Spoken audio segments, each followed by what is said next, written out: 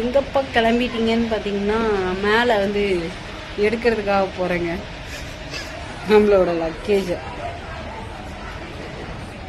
மூட்டை முடிச்ச கட்டி கிளம்புறேன்.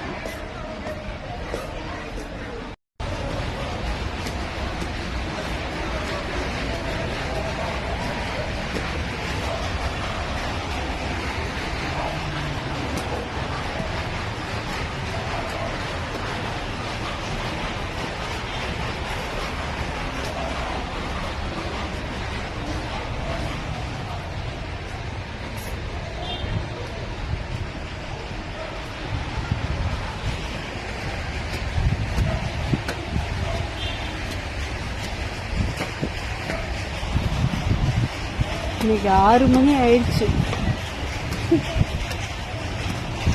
காக்காலாம் அழகா பிறக்குதுல.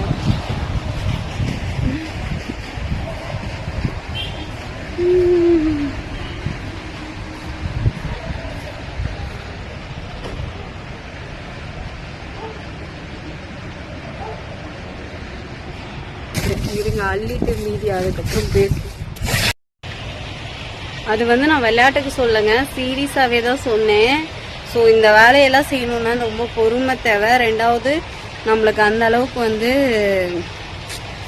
ஹெவியாக பண்ணுற அளவுக்கு உடம்புல தெம்பு தேவை. சரிங்களா? எனக்கு தூக்கம் வரும், நான் ரெஸ்ட் எடுக்கணும் அப்படின்லாம் நினைக்கிறவங்களும் இதெல்லாம் பண்ணவே முடியாது. அதுக்காக சொன்னேன். மித்தபடி நீங்கள் யாரும் பயந்துக்க வேணாம்.